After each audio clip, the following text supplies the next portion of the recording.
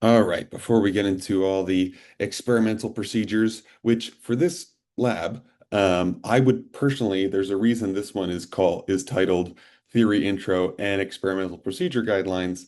Um, the original lab document is one, the theory is way too much for this particular level of the lab. We'll start to talk about some of this stuff a bit later, especially with the Zeeman effect later. But I think it's overkill. And this is, not an exactly accurate figure for what is being described, and completely useless for our purposes. And the procedure actually does have quite a bit of errors and just, not particularly accurate numbers for you to use. They're kind of close. But I later on in this will give you more or less exactly all the variables that I used. So for this week, I may suggest to just ignore the original lab document.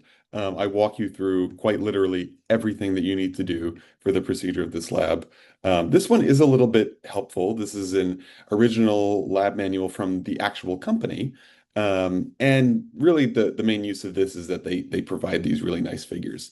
They do have some procedure down here as well that is a little bit better than the original lab document, but I've given you, some better variables to be using here.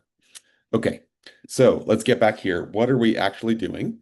We are trying to confirm the Bohr model of the structure of an atom, circa 1912 to 1415-ish is when Bohr was publishing these results. Now, the interesting thing is, I learned this actually after writing this. So later on, I mentioned something along the lines of, where is it? Um, Franck-Hertz set out to verify the model is not actually accurate. Frank and Hertz were just doing experiments for the sake of doing experiments. This was hot. The beginning of the 1900s, everyone was trying to probe the structure of the atom. And so it was only after they had the results that, you know, the scientific community was so plugged into this topic at this time, people were like, "Oh, wait, you guys should check out this work from Bohr. You may be confirming or nixing his theory."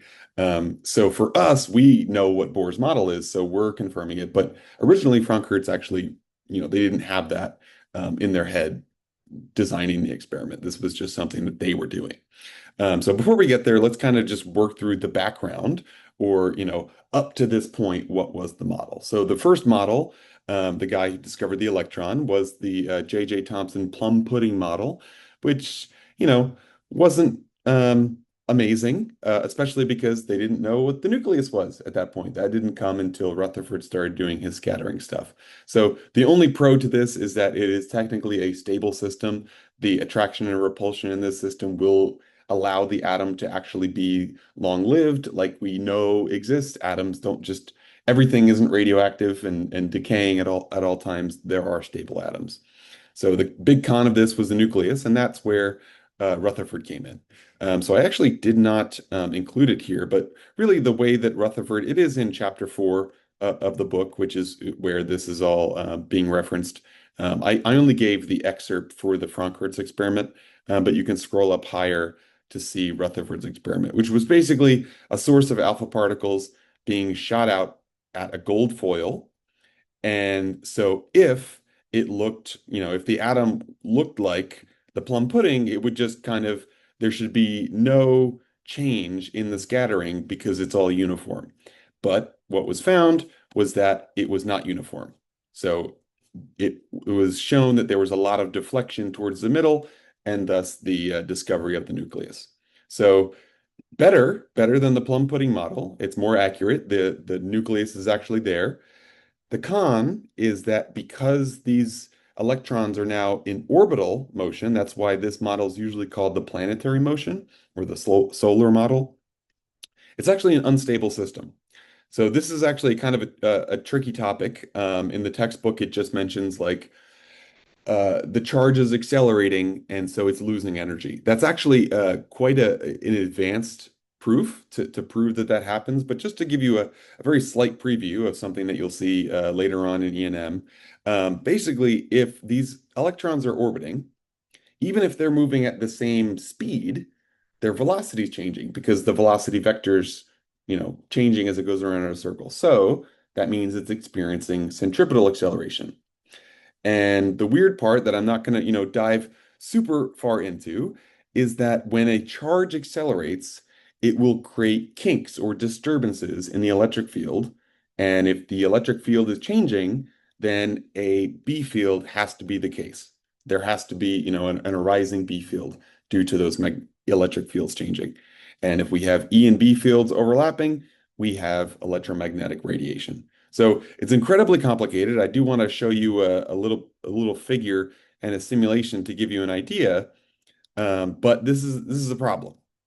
So let me show you what this looks like. This is a figure that you will for sure see in Physics 4000 with the ENM1, where let me show you this simulation. This is just a figure, a snapshot of what's happening. So this atom, if it's just going back and forth, nothing will happen. The electric field lines will move with the atom, with the electron. However, if we allow it to move and then change its speed, the electric field lines will shift. And because there's that abrupt shift, there will be a magnetic field that arises at that location. And because of that, that wave that we saw there, along this wave, electromagnetic energy will radiate outwards. And so what does that mean? If acceleration is occurring, electromagnetic radiation is stripping the system of energy, and that means the orbit isn't stable. That means, let's pause this. That means the electron is just going to continuously lose energy, and so the radius will get smaller and smaller until it crashes into the nucleus. So big problem because there is no external source of power here. With something like an antenna, let me show you this one. This is more or less how energy is sent and signals are sent with antennas. But with an antenna, it's not an issue because there's a source of power. Let's go to this one. So here's an antenna, accelerating charge, right? The direction of the velocity is changing and changing. But there's this function generator acting as like a power supply. An external atom or an atom does not have an external power supply. And so the energy will just continue to decrease, and this is not a stable system. So how did Bohr fix this? He more or less followed, and this is, you can get a feel for this just based on what we're talking about right now, but if you want to, more substantial explanation for why Planck made this decision of energy of oscillating molecules are quantized and why Einstein jumped on that bandwagon and said light is also quantized. Well, that's all in the kind of photoelectric effect theory intro, because the photoelectric effect, this was 1905. This is roughly 1900, 1905, and this is 1913. So a little bit, further along in time. So in terms of chronologically organizing, what theory we're learning, the photoelectric effect lab will be the first in terms of history.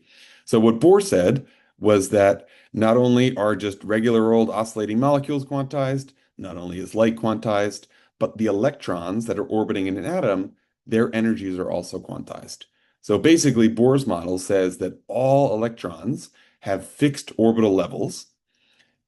They can shift between these levels, though. And so that's more or less what we're going to be detecting here.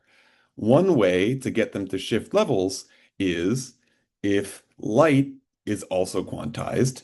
If you shine light, and this formula from the photoelectric effect will be more familiar once you do the photoelectric effect, if you happen to be doing this first. This is telling us that only light with specific frequencies or wavelengths, right? Those two things are just related, And what does that mean? That means color. So it's not how intense the light source is, it's actually the color of the light, which will change its energy. And if that is the exact right number, it will shift these electrons between the two energy levels. It kind of looks like this. I should have drawn a picture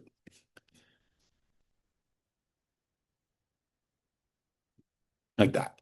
A photon comes in, if it has exactly the right energy, if it's the right color, frequency, and wavelength, in order for those two energy levels, the gap between this energy level initial and this energy level final, if that frequency is correct, the electron will be excited to that state. So that's one way we could do this, looking at the energy gap and shining a light with the exact correct color so that is actually absorbing that photon. So that's one thing that could be done. So that's all kind of absorption spectra. All the data for that would look something like this, seeing what wavelengths are actually emitted and absorbed as you shine light on something. That's more of a photoelectric effect type thing, and it's great. One thing that we will do just before we keep moving on with, what Franck-Hertz did differently, they did not use light, they used electrons. Um, with all these models up here, I'm showing you like a pro and a con for each of them. Um, and I'm not really mentioning a con to the Bohr model because, at least for this experiment, there isn't one. Not yet. This was, 1913. Once you get to the 1920s with, I should have listed Pauli here as well. Pauli, Heisenberg, Schrödinger, their full quantum mechanical treatment will show us that there's a more to the quantized quantities of an electron, not just the energy level, but something like angular momentum and things like that. So once we start getting into that, we'll explain, okay, Bohr wasn't right. It was only 1913. It wasn't until the 20s that these young whippersnappers started to give a more full treatment to the system. So all of this, the kind of shining light stuff, this has already been around. Like early to late, all throughout the 1800s, people were shining light on stuff. So Bohr's model could immediately confirm that, but Franck-Hertz provided some additional, right? This is what I mentioned. This is kind of inaccurate. They didn't set out to confirm this. They just ended up confirming it. And what they did was they kind of used scattering in a similar way to Rutherford, but they did it in a slightly newer fashion. What they did was they fired electrons with increasing energies. So how would you do that? You would, if your electron is being fired through some region, you just increase the potential difference between those two things so that there's more energy, right? Energy is U equals QV. So if you have a bigger potential difference, V, between two locations, and your Q is in the middle of them, it will gain more energy if you crank up the voltage between those two locations. So what they saw was that if the energy of the incoming, and the word I'm going to keep using throughout this intro is bombarding, if the bombarding electrons have a lower energy than the excitation energy, basically the energy that is needed for an electron to go from one energy level to the other, then nothing would happen. So the electrons are basically going to collide elastically, which means they don't lose any energy. If you can imagine an electron hitting mercury is quite a heavy atom. So if it hits this big heavy atom, nothing's going to happen. The mercury atom is going to stand still, and the ball is just going to, the electron is just going to ricochet off and not have any effect. So it will just be collected as normal. However, if the electrons get up to 4.9 electron volts, or the potential difference that it's being shot through, right? E is just the charge of the electron, is 4.9 volts, then the electron will collide inelastically, so losing its energy. And the reason it's losing its energy is because it's exciting the electrons in the hydrogen, in the mercury atom. Getting confused by this little H here. Okay, so how did they test this? Let's look at this big experimental figure I drew. And we'll kind of hop back and forth between this figure to explain what everything's going. Okay, so first things first, let's just, as we look back at this figure, I'm just going to slowly explain what everything is doing. So the first thing, we've got this glass tube inside of an oven. And inside this oven, it's just heating it up. So basically, we want the mercury. We're not going to be able to completely vaporize all the mercury. That's at like 300 degrees Celsius. But at 200 degrees Celsius, roughly what we're using, like 212, I believe was the temperature I used, a lot of the mercury will have vaporized. So it's kind of going to be dispersed and, um, more available for collisions. So the first voltage we're going to talk about, this VF, is the voltage across this metal filament. This is where the bombarding electrons are coming from. So if we crank this voltage up to a high enough number, eventually this metal wire will heat up enough, the electrons will wiggle and wiggle and wiggle until they overcome their work function. Basically, the binding energy that keeps them attached to their atoms. So we're ionizing these electrons. The next thing that we have to look at is the accelerating voltage. So this is between this metal filament here. See, it's kind of connected over here to, and that's what this symbol means. It means it's changing. This accelerating voltage is basically going to go from 0 volts to some maximum voltage. The maximum voltage I ended up using was 40 volts. So that is now going to be charged positively. And so the electrons, instead of just forming a cloud, if this was 0, the electrons are just going to start to be ripped off the metal and they're just going to form a cloud over here. But if we charge this positively, the electrons will shoot across the tube over here to this grid.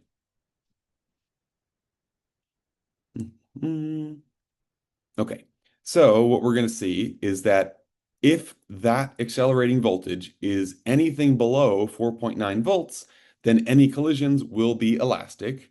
And so even if they collide with the mercury, it's just going to bounce off, fly right through the grid. And we'll talk about this in a second. As long as it's bigger than this value, that repulsion will not be big enough and they will be collected by the plate.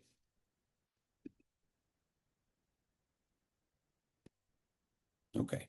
So what we're going to see eventually is that as soon as that accelerating voltage gets to 4.9 volts, the collection that we're seeing over here, so this is basically our dependent variable. This is our independent variable. That'll be on our x-axis. That's why I've labeled these down. We'll get to this in a second. This is basically the weird kind of outputting of this source, but this is where we're actually reading the data from. So that's what these little symbols are here. That's why I've labeled them X and Y, dependent and independent. So they'll be collected over here until we get to this 4.9 volts, in which there'll be a huge dip in the collection.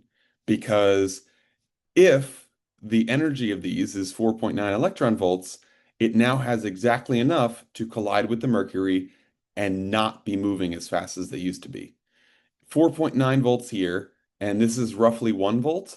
So that means these electrons, after they've passed through the grid, will have enough energy to actually be collected on the plate. However, if they've already made an inelastic collision, now by the time they hit the grid, they have barely any energy, and they'll just be stuck to this grid. Electrons are negative, grid is positive.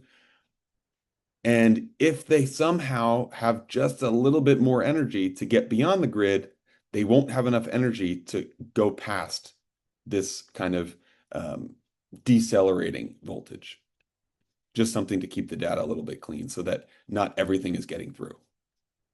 So one thing that we will need to note is that this first drop in voltage will not actually be at 0 volts. It's for a variety of reasons, mostly due to the fact that these two metals, the metal of the grid and the metal of this filament, have different work functions, but also due to the temperature that we're using here, the first drop will not be at 4.9 volts. That's okay. The real thing that we need to show is that as we keep increasing, because we're going to be increasing from 0 to 40 volts, we are going to see multiple drops throughout that whole region. We want to show that the distance between those drops is 4.9 volts. So that's something that we can do. It's not, for the rest of this theory, I'm just going to keep going with the 4.9 and multiples of that. But in practice, we're not actually going to see 4.9 volts being the first drop. So just something to be aware of. It's more like 16 volts or 15, that you're seeing the first drop. Okay. So after that, after we see that first drop, the accelerating voltage is going to keep increasing. So 4.9 dip, and as it gets to, 7 or so, we're going to start to see the data start to come back. So then once it gets to a value where after they've collided, they have energy to make it past here, they'll start to be collected on the plate again, even atom or even electrons that have collided with the mercury. Because if it has enough energy, it will have the collision. That 4.9 volts will be sucked away.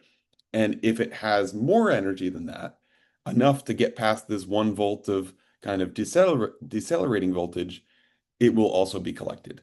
And so we'll see the signal go back up. So we've got our first dip at 4.9, which again, see this note, it's not exactly this dip right here is not going to be at 4.9 volts. It's going to be more like 16 or something. So then once it has enough energy to start getting past that decelerating voltage, we'll see it again, and then it will dip again. Once it gets to enough energy to have two collisions, which will be at 4.9 volts away from our first one. So again, this dip will not be at 10 volts or 9.8 volts. It will be at, 16 plus 4.9, something like that. And so that's just going to continue. Every single one of these dips is another collision that has potentially happened. So this, for instance, this peak right here is the fifth peak. That means this dip is due to the electrons colliding 5 times with mercury atoms. Okay, so let's see here. Now we're going to start talking about where these things are, where we're actually getting the data from. So the dependent, let's talk about that one first. That's actually the easier one. The dependent data is coming from our collection plate, and there's going to be this little knob here, which you'll see in the kind of once I start talking to you about the system, and I have the system in front of me and talking about that in the video. That is this dial right here, which I routinely will forget to turn. That should be just cranked all the way up. You want that to show the boosted signal. Basically, gain is just boosting the signal that's coming from this. And then that is outputted through this right here. So that's what this little triangle I've drawn here, it's kind of an electrometer symbol, is basically where this data is coming out from. So this will be on channel 2 for our oscilloscope and channel B for our capstone. The independent variable's got a bit of a weird thing going on with it. For some reason, the accelerating voltage is not reported to you as exactly what it is. It's scaled down by 10. Don't really know what the purpose of that is experimentally, but that means our independent variable will be 1/10 of what we want it to be. So we'll fix that once we get to capstone. Okay, so this is roughly what our data is going to look like. This down here is not the Vx up here that I was mentioning, because this Vx is going to be 1/10 of what we actually want it to be. So the way that we're going to fix that is to define a new variable in capstone, and I'll walk you through that when we get to that part of the video. So this is kind of what our system is going to look like. Not quite at 4.9 for our first dip because of those things mentioned earlier. This is not going to be at 0 because we've got this decelerating voltage bringing us down. So it's going to be -1 if we have a 1 volt decelerating voltage. That's the actual value that I used. And up here, that is our maximum accelerating voltage. So we're going to ramp this up from 0 to 40.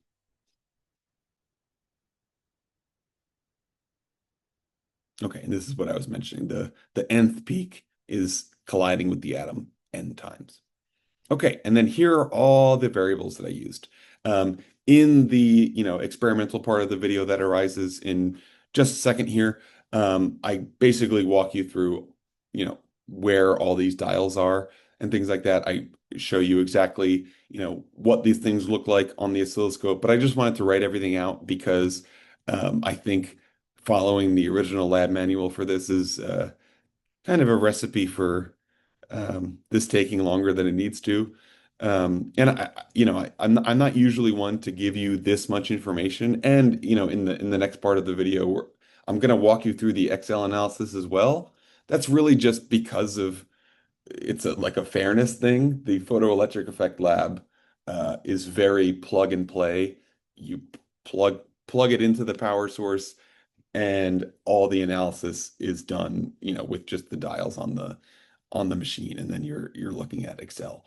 So I wanted to give you as much information for this lab as possible, just to make them, as even as you can. These I walked through in that video. This is, basically I just want to write this out for you so that you can consult this and check things instead of just, pausing at certain parts in the video and stuff like that. So let me get over to the experimental side of things. Howdy, folks. So this is an odd week because the photoelectric effect is such a plug and play lab, and this one looks like a spaghetti monster. So I think the easiest way to get started on how this lab works is to show you what the setup looks like, everything plugged in, and I'm going to slowly unplug everything and explain why everything is where it is. First things first, I'm going to need to turn on my heating oven. So as I'm describing where all the wires go and why, this heating oven takes quite a bit of time to warm up. So let me just make sure, oh yes, wide angle, perfect. So this heating oven, you'll see inside it, you can see the whole kind of apparatus in there. There's a tube full of mercury gases. We're heating a piece of wire. Electrons are being emitted. They're colliding with the mercury and potentially not being detected because of those collisions. Okay, so we've got a power cord. Let's get that out of the way. We know where power cords go. We've got a power cord for our oven. We've got a power cord for the control unit, or the operating unit. We've got a power cord for the oscilloscope and a power cord for this rather old Pasco box. It works. Okay, so let's start explaining what all these wires do. These two wires down here, this kind of helpful diagram here, is more or less just connected to the actual device in the back. So we've got these two heating a filament, electrons are emitted, they're flying through this space, this grid is going to be attracting them, and then they're going to be detected up here. So that's what's inside this box. So first things first, we need to start heating up our oven. I found, and throughout this entire thing, I'm more or less going to be, fixing the procedure that's in the old lab manual because, and I'll supply you with all these like actual numbers that I used because the procedure in the lab manual either has typos, is just wrong, or will take you a long time because they give you quite substantial ranges for things to be using. So, first thing, let's talk about, let's clear some of this stuff out. Let's separate a little bit. Okay. So let's forget about those for a second. These two are the two wires that will be, I'm not really sure why I chose to make them both black. Just that there's already so many things going on. So these two wires are going to be applying a voltage across the filament. So eventually that voltage will be high enough so that the electrons are emitted. So it's kind of going to heat up and heat up and heat up until the electrons have enough energy to overcome their work function, and then they start flying through the tube. So that is going to be determined by this dial right here. This is the filament voltage. We can turn this on. Switches in the back. And then all these numbers, which are named weird things, and the units are quite odd as well. So I'm just going to be calling more or less everything volts. Right? Like U really does not belong in here at all. I don't know if that's a German translation thing. You'll see in the lab manual. Actually, I think there's another lab manual from the company itself, very bare bones, but what I was going to say was you'll see a lot of German language in there, but I think I trimmed it for just the English. Okay, next wire is this grid. Basically, this grid is going to be charged positively so that the electrons are attracted to it. This is the accelerating voltage. And that's what this wire is, and that's what these two diodes will be. We always want this one to be 0, and this will set to some value later. The value, just to give you a little heads up before we get there, this one I found to be 10 volts was enough to be sending quite a bit of electrons through, and 40 volts was enough for me to see. I actually saw 5 peaks, which was quite good. I thought I would only get something like 3. This we are not using at all. This would be if we were doing the neon part of the experiment, but the neon part of the experiment, that one looks like this, quite frankly does not offer anything new, and because the photoelectric effect is like unfairly short, I think I'm just going to cut this part of the lab. You can see it's just another very similar setup in there. Just a different gas, neon instead of mercury. Okay, so we're not going to be using this. So all of these are supplying power from here. Power is coming from here, power is coming from here, and they're being applied to the system. This is collecting data. So that's why we've got this coaxial cable going here. This is the collection. The electrons that have gone through the grid had enough energy to actually reach the collection plate. So this is our dependent variable. This is what we're going to be collecting the data with. One little edit that needs to be made there is that this is not, it's not exactly accurate what I just said. It's not that these 3 wires are being supplied power from here, and this one is collecting data from here and sending it back so that we can measure it here. It's a two-way street here. So this E, where the thing is connected right here, is actually also supplying something from this box, right? The decelerating voltage between the grid and this collection plate is also being supplied from this. So this coaxial cable is kind of a two-way street. It's giving us the data from the collection plate, but it's also being supplied a decelerating voltage from this operating unit. So just wanted to fix that little detail. Okay, so now the spaghetti monster stuff starts. We are at 140 degrees Celsius, and I found 212 to be a good temperature for my data, so we're still waiting on that. Okay, so this is where things get a little bit tricky. We need to, let's do this first actually. Let's take out all the capstone stuff, because that is just for actually analyzing the data. We'll be able to see what we want on just the oscilloscope. And for that looks a little bit nicer. Well, you know. So we will actually make this one.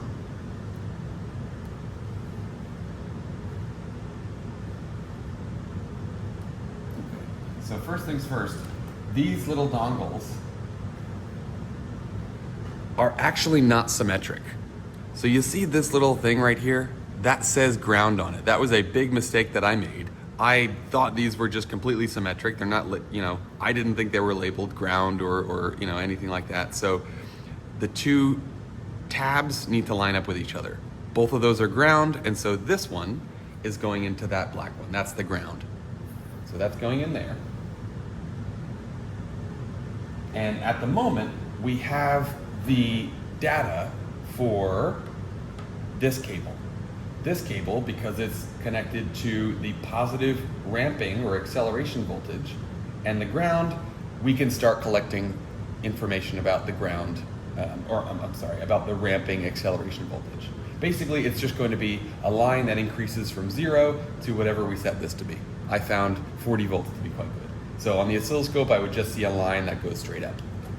Now, in order to collect this, our dependent variable, we're going to need to connect those 2 things. Because now, this isn't connected to anything, and this wire will not read anything, my channel 2 wire.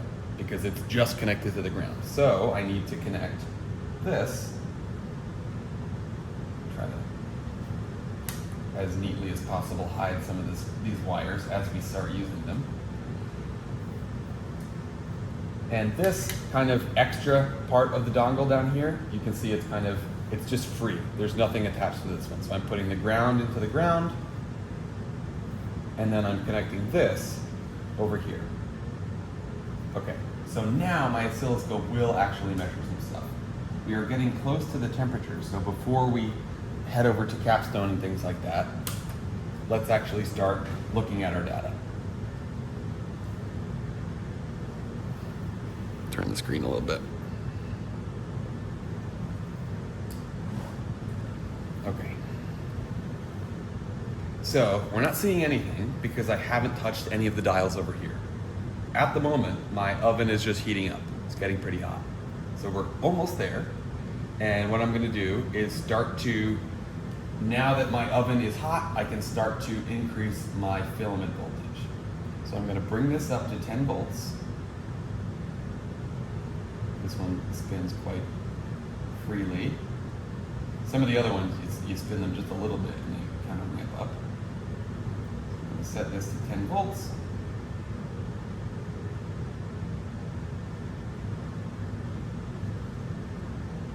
Okay. And now as soon as I start to increase this, you'll see on the oscilloscope, okay, what is this one doing? This is the dependent variable, so that will be channel 1. So channel 1 is going to be this red line. So as I increase this red line should start to look like a ramp. It's going to go up. See that ramp forming? I'm going to increase this to about 40. That's what I was using as some good data.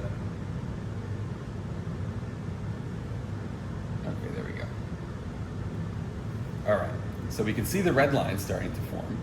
And the yellow line is going to be our, that's the phenomena that we want to be seeing. It doesn't look quite, great. It doesn't look easy to analyze just yet.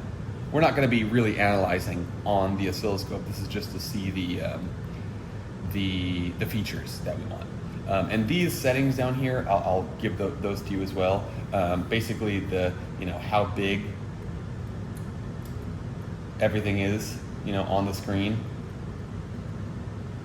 I found 1 volt per division to be good. And then the setting I'm using for, how spread out things are, to get one full thing, I was using 125 kiloseconds per division. And the triggering, I want the triggering to be on source 1. I want it to be DC coupled, and that's what channel 1 is. So if I look at channel 1 is DC coupled, channel 2 is AC coupled. And then my triggering is triggering on channel 1, which it has DC coupling, and I want to trigger when channel 1 falls.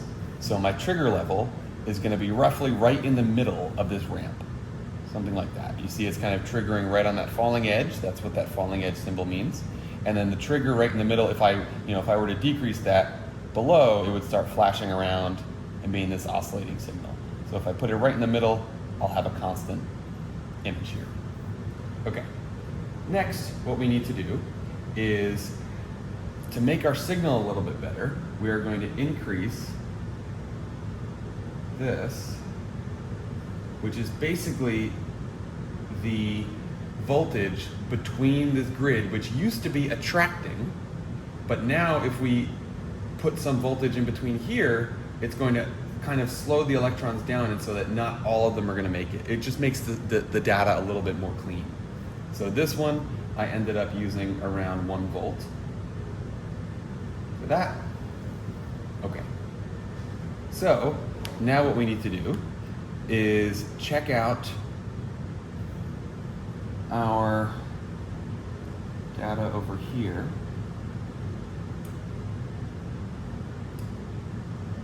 Looks like I'm actually getting a few different values than before. One little edit here. The reason I needed to change those dials on the oscilloscope, you don't need to. was because I had forgotten to increase the gain, which should always just be all the way cranked up. So you'll see at this, 46 minutes, 20 seconds mark in the video, I actually fix it because once I go to capstone, it's much easier to see that your data isn't exactly what you want it to be. So just wanted to mention it when I should have changed it before messing with the oscilloscope. Let's just put that there so that it looks as similar as possible. And this yellow line is really what I'm trying to look after. Ultimately, what you set these things are to be, it's really just to show, okay, I am actually collecting data before we start plugging in all this stuff and collecting the data that we can manipulate, right? This is just an image.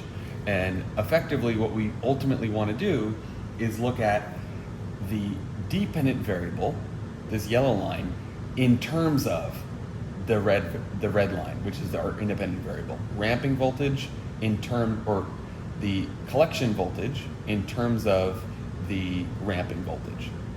So now that we have this kind of symbol, or this, the data, at least what we know it should look like, we need to start over here. So the first thing we need to do is get some data for the independent variable. So this means I need to check out, okay, what is the actual data for this? So in order to do this, I'm going to take my positive probe, put that in over here.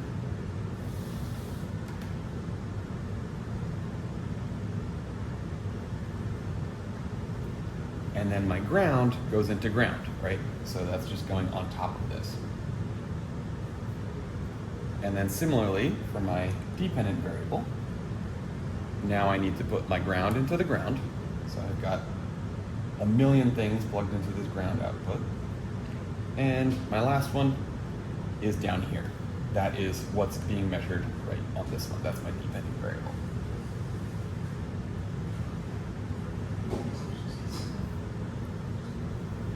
Okay, so now we are officially all plugged in and we can start heading over to Capstone to see what we're looking at. Okay, so plug this in.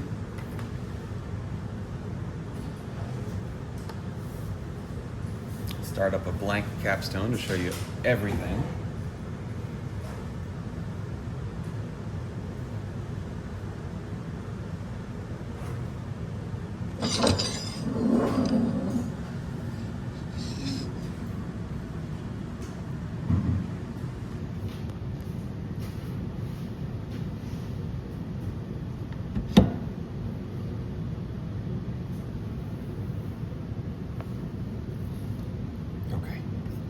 So first things first, hardware setup. Channel A, I've got 2 voltage sensors.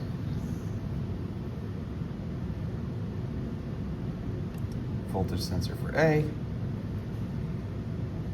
and voltage sensor for B.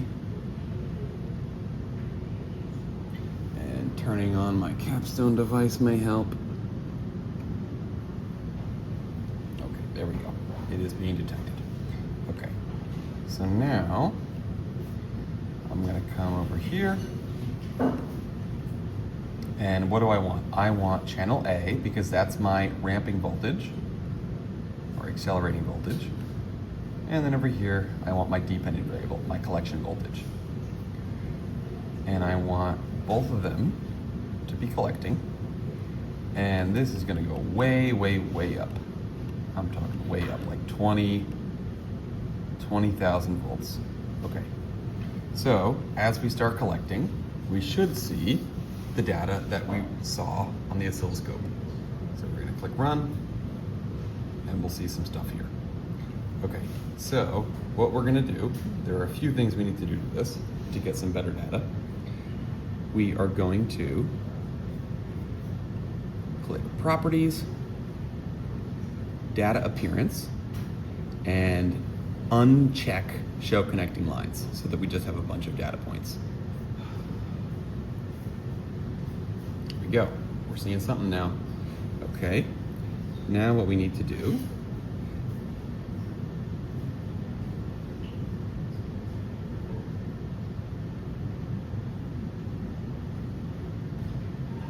is start to collect.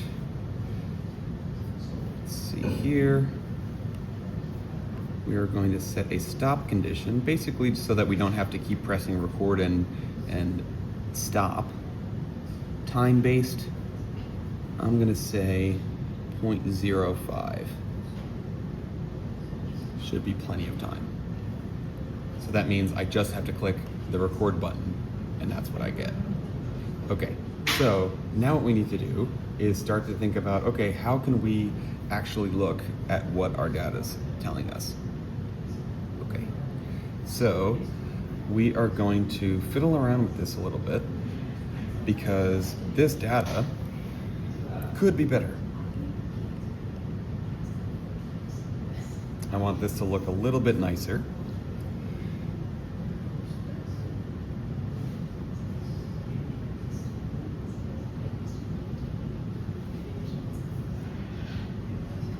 And this is where, you know, my suggestions are really just suggestions. You can change this however you like. So I'm going to turn down my filament voltage. I'm going to turn up my grid here. Press record a few more times. All right, it's all right, but it's not great.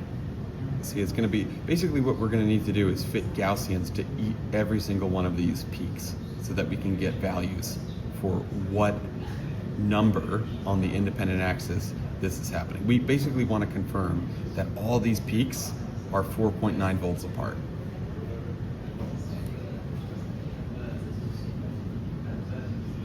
Yes, one pip, what? Okay, one extra part that we need to do here is turn this dial up. So this dial is basically going to be gain or amplitude. So turning that way up, I'm going to go back to my original parts because I forgot that aspect. And now I'm going to click record. That looks much better. So now that is something that I can fit a Gaussian to, for sure. For sure. So as long as we have data like that, and honestly, because of this stop condition, we can just keep clicking record until our data looks as nice as we want. Just keep clicking record. See these kind of like weird points like this? If I can get a collection of data that looks pretty good. This one's kind of missing some stuff over here. That one looks pretty nice. Okay, so let's pause and start analyzing this. All right.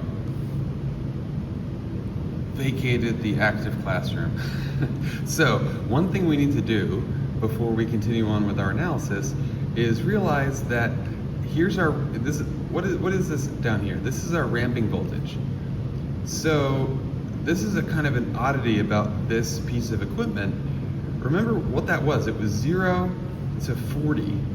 Why is it 0 to 4? That's kind of weird. It's just kind of odd because this device, if you remember this little symbol down here, for some reason it reduces the ramp voltage so that the output is 1/10 of what it's supposed to be.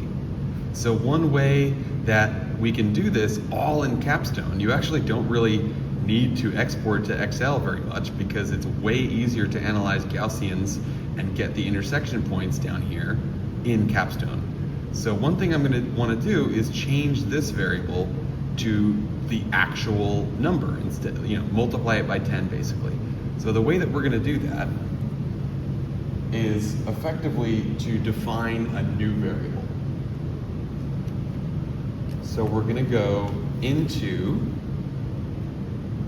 calculator and we're going to define a new variable. We're going to click this new button and we can call it whatever we want. I think a good name would be something like true accelerating voltage,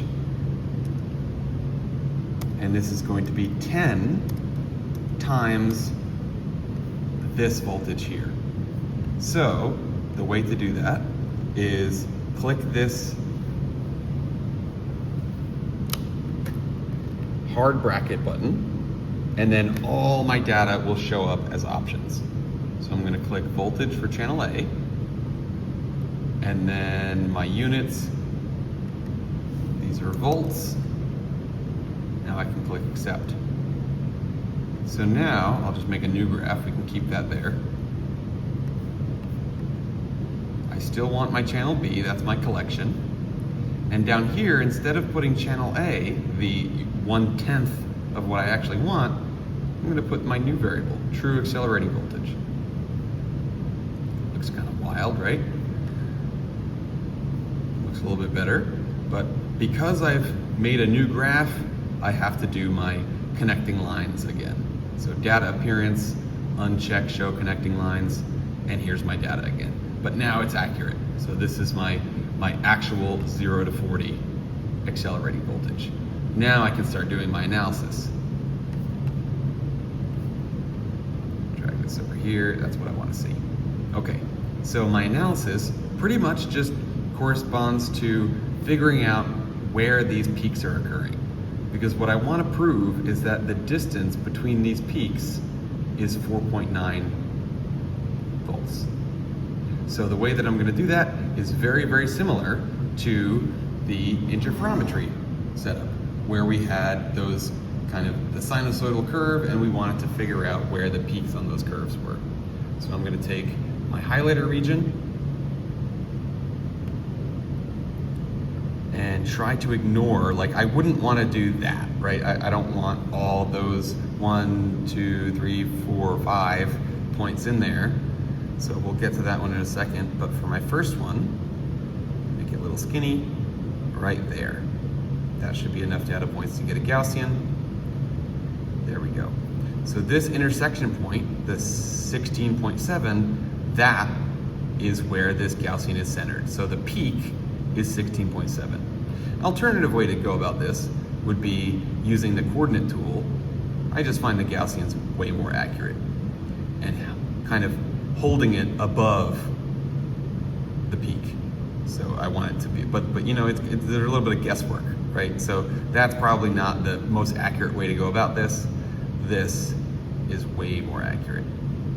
And that is not as much, you know, that's not as accurate as I want it to be. So one thing that I'm going to do to make this, you know, give me some extra pieces of information, I'm going to click on my fit, and then I'm going to do my curve fit properties, numerical format, and for coefficients, I want to increase my number of significant digits so that instead of 16.7, it's 16.749 or something. There we go. Okay, so that's much better. And then I've got my uncertainty over here that I can use to help myself out. So for this one, I actually want to make it a little bit skinnier so that I'm not being influenced by those points over there. So see, like right now it's 21.5, but that may not be as accurate as I need it to be. I want to exclude those points. You can either click on them and say exclude, or you can just make your Gaussian a little bit skinnier, like this. So that is accurate. That Gaussian is being fit to only the things that are my actual data points. So 21.3 would be my next peak value. And then this one, you see those down in the bottom, so maybe I'm going to drag my box up here so that it excludes all these ones down here. 26.23 is my next number. This one doesn't have too many that are off the curve, so I'm going to stretch this one out a little bit so I get as much as possible. 31.2, and then up here,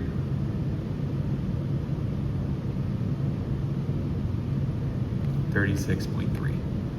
And so now we can head over to Excel just for some, you know, plus and minus type things, just to, you know, verify whether or not those were actually the numbers that we wanted. All right, so now I've got all my voltages. These were all the peaks along my x-axis where my data was peaking. These are all my Gaussian numbers. Here are all my uncertainties. And so one thing I want to do is take into account these uncertainties. So I'm going to write my range.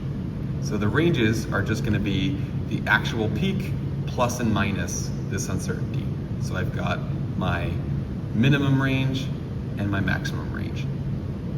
And so the reason I'm doing this is because I could have just said that minus that, that minus that, that minus that, that minus that. But that doesn't really take into account my uncertainties, so what I'm going to do is chew distances for each of them. So between peak 2 and peak 1, that's what this corresponds to, I have either the shortest possible distance between them, so that was adding to the first peak and subtracting from the second peak, that would be the shortest possible gap in between those. Or I can use the largest possible gap.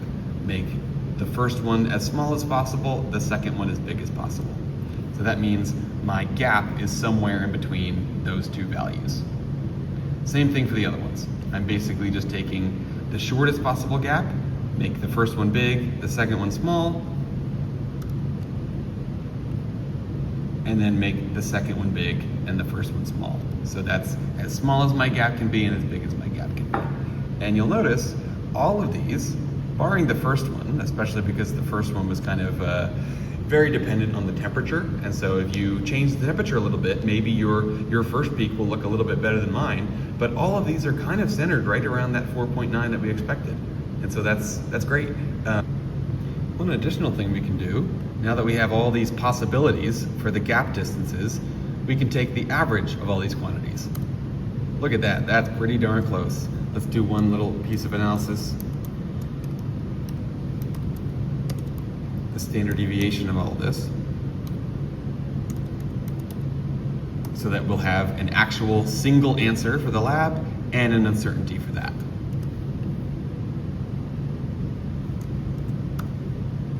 All right, that looks pretty darn good because this is slightly higher, right? We want 4.9 pretty much precisely, and that gives us a plus or minus that gives us in range for 4.9.